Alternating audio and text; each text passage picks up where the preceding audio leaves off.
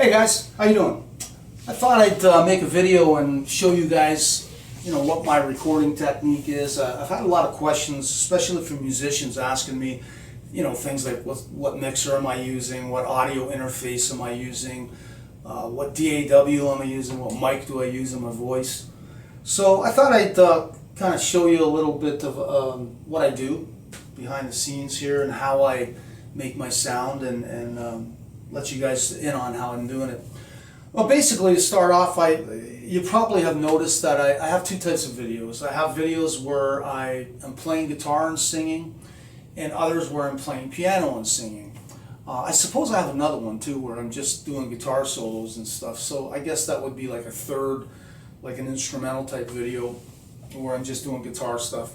But when it comes to my philosophy on capturing different types of videos, I think differently when I'm doing my guitar videos. I prefer them to probably be a little more raw. They always are a little more raw. You'll notice that I don't have headphones on when I'm recording the guitar videos because I'm just trying to capture a live, raw sound, I guess this is dating back to, when I was a kid, started playing in clubs. I'm a guitar player first and foremost, and that's how I cut my teeth, singing in front of people, playing my guitar and singing at the same time. So these guitar videos I'm making now are just me playing live, and the cool thing is if I don't like what I did, I erase it. I just do it over again. So there's no editing on it. I try to be as raw as I can, and I kind of like that. I like that vibe, hitting it all at the same time, capturing my guitar and my voice together. I have a Takamine 12 string. It's an electric 12, so it's nice. You can plug it in, and then you'll see that there's an XLR cable coming out of that, and it's going into my mixer. My mixer is a Mackie Pro Effects 16, and that's running into my audio interface back here. It's Motu, M-O-T-U, Mark of the Unicorn, and it's an Audio Express.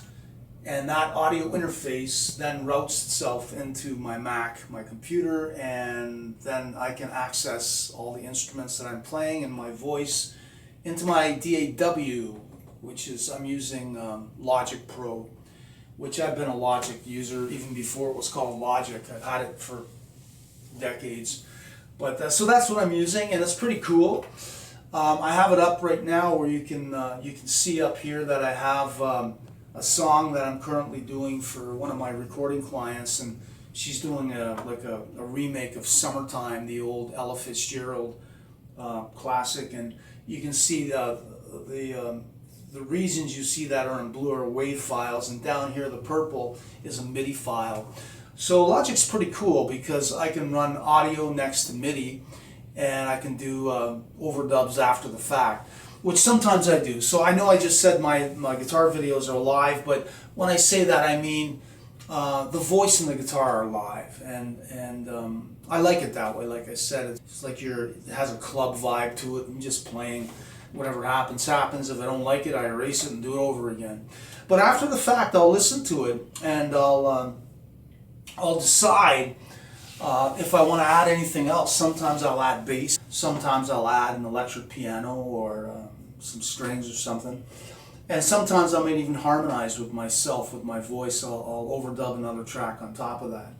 So it comes in handy using Logic to make my videos, because even if the video's live, I can add stuff. I mean, obviously I'm only one guy, so when I'm making a video, I can only play one instrument at a time. So if I hear something, I will add it.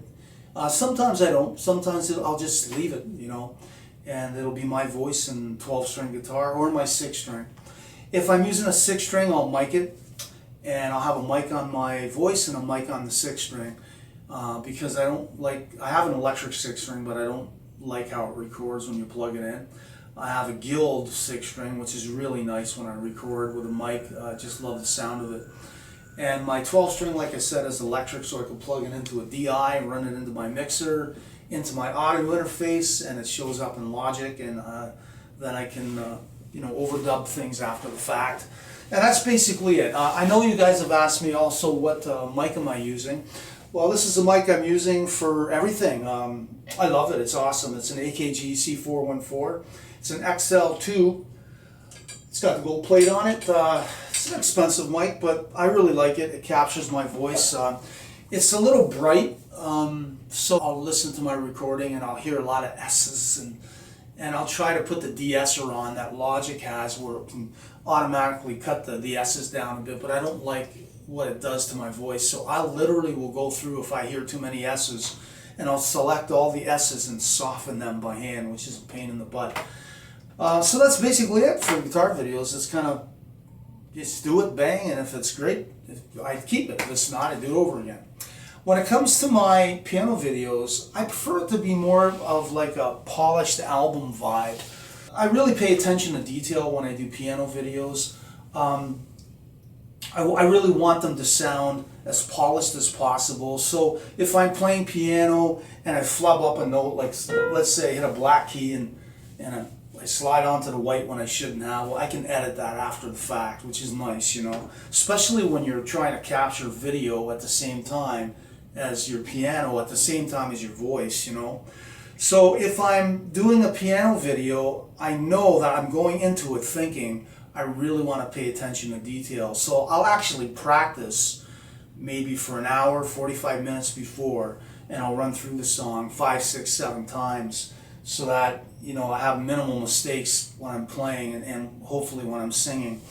But obviously you can't get everything perfect all the time. Sometimes the video, something happens. I remember one time I was shooting a video and it flew right into the video finder there.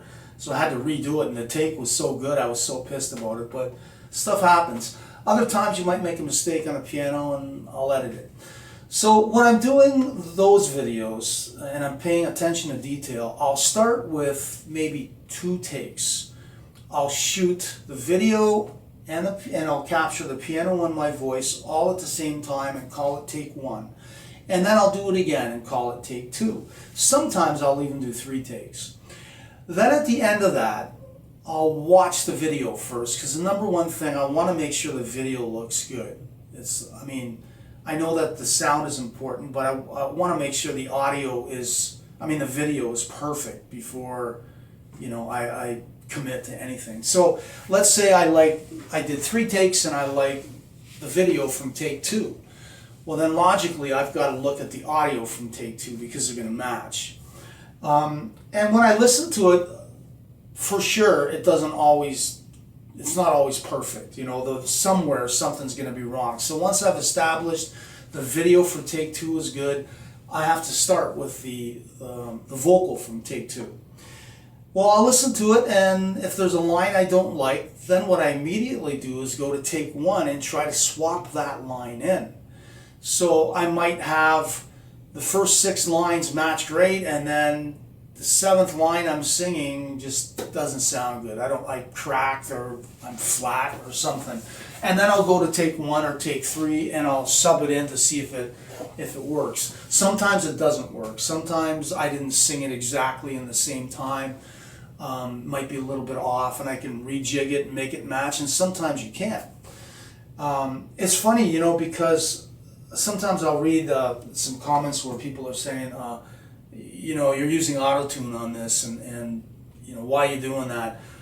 Well, and then they'll say something, this is the kicker, it's funny. They'll say something like, singers in the old days never did that. Those singers were better because they didn't have to use any of today's digital tools, you know. Well, I laugh at that because I'm 65. I am that old guy. You know, when we had a record deal in the 80s, I remember going in when we were cutting our album, and I had to do 5 takes of every single song. And believe me, that was a grind.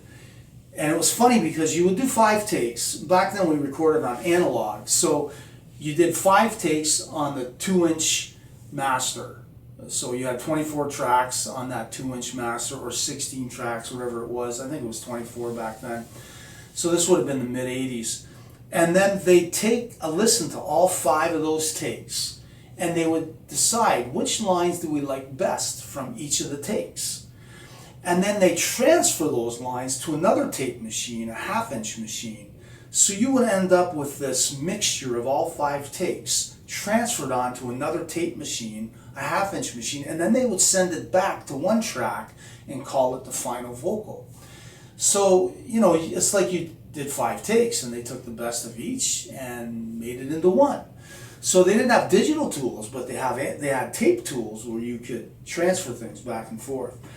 And then they would listen to that final take with pieces of 5 takes in there.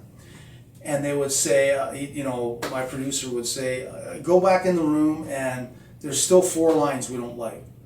Well, then you would go back and redo those lines over and over. So by the time it was all said and done, some of the lines you might have done 10, 12 times. So it's funny when I read those comments and they say singers in the old days were better because, you know, they would just, they could just do it live. They didn't have the tools. Well, we did have a tool. The tool was time. You just redid it over again. And that cost money and it cost wear and tear in your vocal cords, and it was tough, you know. So I remember one particular session I blew my voice out because it was like, you know, 5 hours in a row just nailing 5 takes over and over again and then patching things in. So it was tough. It was really tough. But after all that is said and done, that's a common practice back in that time. Anyway, I have a Beatles book, and fascinating. It's I think it's called the Beatles recording sessions, where they explain every single album they recorded, who played what instrument, how many takes they did of it, of anything, whether it was voice, drums, the whole band redoing things. But I was surprised to see, you know, Paul McCartney and John Lennon did multiple takes, like 17 takes, 12 takes, 8 takes of the same song over and over, and then punching in to fix things, right? So yeah, I don't think it's quite what you guys think. The old singers were certainly great singers, and that's my era, but we had to do things over again. We didn't just sing one take. Maybe there were the few times guys did that, but I don't know of anybody. All the people that I knew, we did multiple takes and then went in and punched things in that when we weren't happy after the fact. So, you know, it's cool because now we have these tools where they save time. Why wouldn't you use them? So when it comes to my piano videos, like I said, I really want to pay attention to detail. I want to make sure the quality's high so you guys have a great listening experience when you're checking it out. Whereas my guitar videos, I'm just kind of winging it. It just kind of, serves a purpose to me because I just want to feel like I'm playing live again, because I haven't really played live since 2020. And it kind of gives me that live vibe, and it captures something, it's spontaneous, and I dig that. I love it when it's raw like that. But the piano videos, like I said, I want it to be an album experience, so I will edit. If there's something funky, I'm going to fix it. So instead of doing like 17 takes or 12 takes or whatever, I'll do 2 or 3 takes, and then I'll find what I don't like, and I'll fix it. And the other thing to remember is back in the day, when you know, acts were recording in the 60s, 70s, 80s, especially the 70s and 80s, you just went in the vocal room yourself. You had a vocal booth, and you weren't playing anything. You just sang, so you could really concentrate. You had the headphones on, and you know, soaking yourself into this vibe, trying to make sure that you nail everything, concentrating just on the vocal. Well, I mean, when you're doing things like recording video at the same time as piano and guitar, you're worrying about 2 things at the same time, so it's a little tougher. So instead of doing, you know, stuff all over many times, I'll do 2 or 3 takes, try to sub in what I don't like from other takes. If that doesn't work, I'll just fix it. So I use Melodyne in order to do that, and it's a good program. It's pretty cool. I don't like to use it aggressively, although when I first started using it, I didn't know how to use it, so it might have sounded a little more aggressive than I would want it to. But there's going to be lines undoubtedly where I fixed them just to save time. Otherwise, I'd be sitting here, geez, it would be like hours trying to get one video cranked out. People like to hear new videos every week or watch new videos, and I just couldn't keep up if I had to redo them over and over until they were perfect. And you know, besides, the other thing is, perfect is kind of like in the ear of the beholder. something that I think will be perfect, somebody else is going to say, well, that's not perfect, you know. So sooner or later, you got to let go of it and say, okay, I did my best. I think I paid attention to detail, and I'm proud of it. I know some people might say, well, can't you just do everything live? Well, I do guitar stuff live, and I just like it. I think it's cool. I have two different kind of vibes going, you know, and I kind of think it's interesting. And obviously, you guys are digging it too, because you know, I see people are liking both equally, and lots of comments and on both, whether I'm doing guitar or piano. So, and I know a lot of you have asked me what my favorite videos are of my own. It's kind of a weird question because I don't like to talk about my own stuff. I just like the videos to do the talking for me.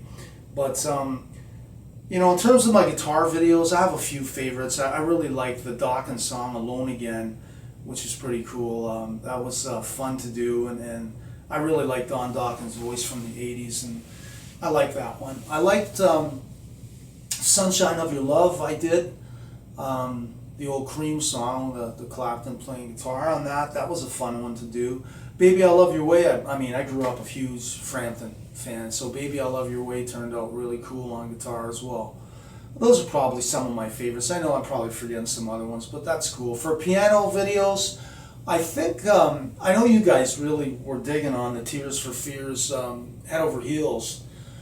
I tell you the truth, I just kind of, yeah, that particular song, I don't want to say I didn't like it, but it's a great tune. I really like the song. But in the 80s when that came out, I was in a different kind of band. Our music was more like a blend of Bryan Adams, Phil Collins, and Van Halen, maybe, if you can imagine morphing them.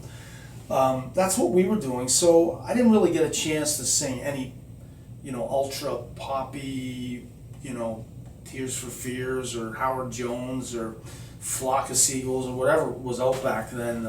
Duran Duran. I just wasn't. First of all, I wasn't into it, but secondly, the places we played, they booked us because we were a rock band. They didn't want that stuff. So, and even when we started writing our own music, when we got a record deal, it was still that style, that Bryan Adams-y mid-'80s type of thing, you know. So, you know, that when I recorded the Tears for Fears, I did it in a medley with the Howard Jones song, "No One Is to Blame," and I practiced it for a couple of days, and, you know, half hour this day, half hour the next day. Then I came in, set up, and practiced it another half hour because I had to play 2 songs in a row and try to capture that. So it was fun, but I had no idea you guys were going to love that as much as you do. But I'll tell you what I did love, was one of my favorites, was the other Tears for Fears song. I did a cover of "Shout." That was fun. I got a chance to you know, throw some cool guitar riffs in there and do my own arrangement of it. I threw a bass in, some keys, and I did my own kind of painting on that one, so to speak. So I really enjoyed that one. That was fun. I like the Badfinger thing I did. I did a medley of 3 Badfinger songs, and that was pretty cool because I got a message from Brian Epstein's secretary, who used to work for the Beatles, obviously. Brian Epstein was a Beatles manager. Well, she knew the guys from Badfinger because Badfinger was signed to the Apple label, and she got in touch with me when she saw me, well, when she saw the video I did for Badfinger, and she said she really enjoyed it, and thank you for paying tribute to her friends. The guys in Badfinger were her friends, and the Beatles were her friends, and so it was neat to hear her take on what I did. So I really enjoyed doing that one. That was a fun one to do, and I thought also the "Don't Dream It's Over," the Crowded House tune, was fun to do. I had a fun time doing that. And some of the other videos that I've really had fun are the ones I do with my daughter, like "Separate Ways" and "Heartbreaker." We've done a few other ones, and those are fun to do as well. But well, anyway, that's about it. I hope you guys got some info out of that. I know I've waited a long time to answer some of these questions, but I guess better late than never, you know. And I'm glad you're watching, glad you're enjoying it, and I'll keep pumping them out. Thanks, man. Cheers.